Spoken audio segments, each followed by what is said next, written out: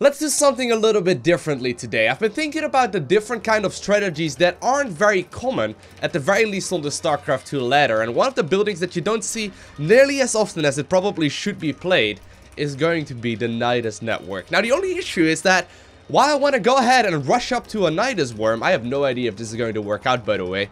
My opponent is going to be playing random here. Now, I would say that it probably would be best if my opponent was going to be either Zerg or either Protoss. If he's Terran, this may not work out nearly as nicely as, you know, as it may work out against one of the other ones. But anyways, I've been thinking about the different kind of strategies that I can be going for, and the Nydus is just one of those buildings that is not very common for Zerg whatsoever, right?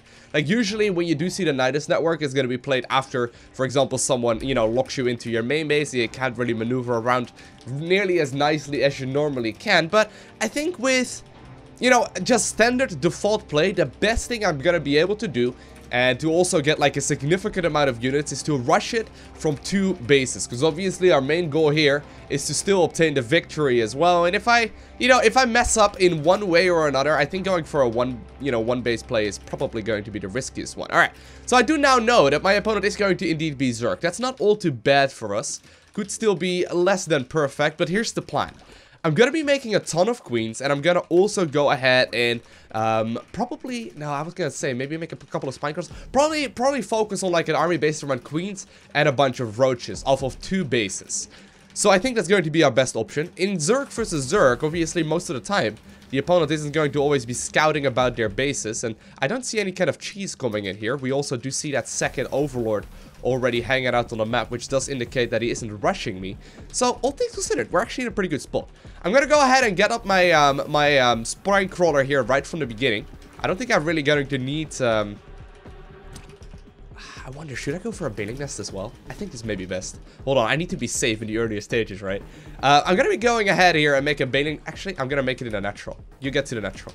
I'm going to go ahead and make a bailing nest as well, and maybe push with, like, roaches, queens, and then also a couple of banelings. I don't need Zerging speed for that. Not really going to be the goal here. But I will need to tech up towards a lair at least reasonably early on into the game. We're going to completely turtle up. We're going to completely turtle up off of 2 bases, and I'm push. Ooh, he's actually also going for a spine crawler. Wait, what? Do you think my opponent is doing the same build? There's no way. There's no way he's doing the same build. But still, you think it could be possible? That would be hilarious. Alright. So here's the plan. We're going to make a ton of queens. I've already got my next queen coming in. And I'm actually... We'll get one more queen in a natural as well. And then we'll tech up towards the lair. So we're by no means rushing it out. But I do need to make sure that I save up some, you know, energy here on these queens. Just so they have at least a little bit of extra sustain. He's gonna get into the main base. He's not gonna find out a whole lot just yet, which is fine by me. As long as we make it look normal, that's an advantage for us. And this one will also get cleaned up here, at the very least, very, very soon. Alright. So far, this is actually not looking bad at all. We've seen, he may have noticed that I wasn't getting Zerging speed, which would have been a little bit messy, but I don't think that's too big of a tell anyway. Okay, here we go. Got my lair on the way. And I need to make the decision when I want to stop droning. So you know what? I'm going to go ahead and get myself the Roach Warren right there. And I'm going to make one more queen. And I think right about right now is where I'm going to start getting one more gas geyser. Get a couple of drones for this guy as well. And then we just stop altogether. Now, I'm not seeing a 3rd base from my opponent, which is kind of worrisome. Normally, your opponent would have gotten a 3rd base by now, which makes this kind of scary. And I'm not entirely sure what that means, but I am going to be able to produce quite a bunch of stuff here very, very soon. Now, this is going to obviously be a full wall off here. My opponent isn't going to be able to get in here. You actually move over there. We do know that he does have Zerging speed at this point, so that's fine. Okay. And we're going to start making a whole lot of roaches. Now, you know what? Just to make it even more difficult to scout, I'm going to go ahead and put up my Nydus, like, right over here. This is going to be practically impossible for him to get a notice of. Got one more queen here as well. And I gotta bring this dude into position. Now, we do know that he's walling off the front of his base, right? We know that he's walling off the front of his base, which is a pretty important thing for us to keep in mind here, because he may not notice if a Nydus goes up there. I'm trying to add on a couple of links here too. Very important. Don't need another queen inject anymore. And he's actually scouting about to try and figure out what's going on. He can't quite figure it out yet. Trying to not show my hand here. Okay. Got a couple of Banes. Not all too many. That's fine. Okay. Get the high energy queens in first. Get the high energy queens in first. We're gonna move this dude over to form a full wall off. Okay. And here we go. He may have heard that sound. I don't know if you could hear that sound, but he may have. Okay, here we go. He hasn't noticed it. He hasn't noticed it just yet. How did he not notice that? There are so many overlords right above it. Now, he is going to get a lot of units out here as well. He's actually got a significant amount of army. But this is all good for us. This is actually looking really good for us. I've got a ton of army here and a ton of transfuses ready to go with this. Okay. Gotta get back to the army. Don't want to lose any units unnecessarily. Keep on making more and more stuff here. Keep on unloading this dude as well. And you gotta keep in mind, my opponent is by no means a bad player. This is going to be master level play. What? What? We just absolutely rolled over him. What was even... What? So here's the thing, right? There's this like so-called established meta in StarCraft 2 that sort of dictates the strategies that are viable and the strategies that aren't viable. And oftentimes that eludes people into a certain like form of safety. You know when you go for that safety baneling nest and you don't even make any banelings the entire match? That's just in case your opponent is gonna go for Zerglings and a whole lot of them, right?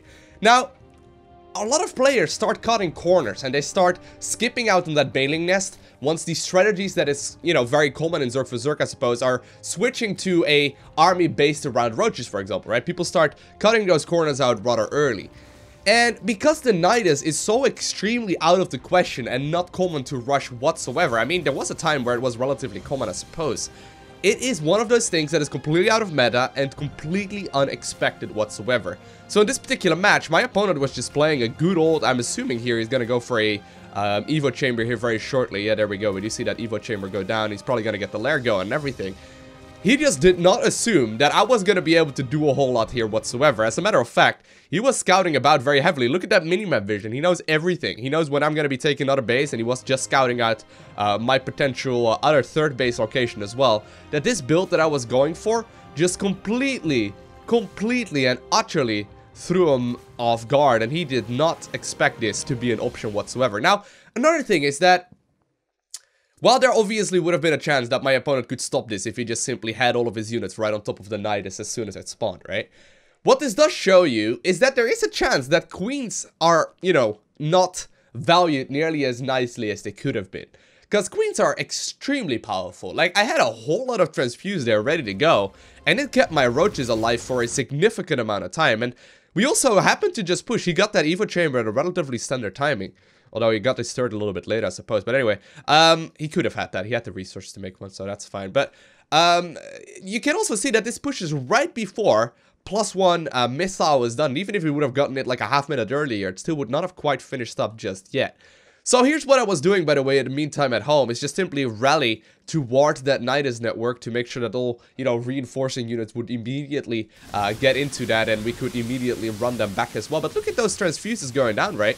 Those queens are actually also dealing a significant amount of damage, and pure queen is not that great. But you know the reason why Hydra roach-based armies are so very good is because the Hydras can sort of, you know, shoot over the roaches and therefore tank the damage. And since queens recently got like a buff to their missile ranged attacks as well, that all of a sudden makes them significantly more powerful. You could really see that. Hold on, let me go back just a second.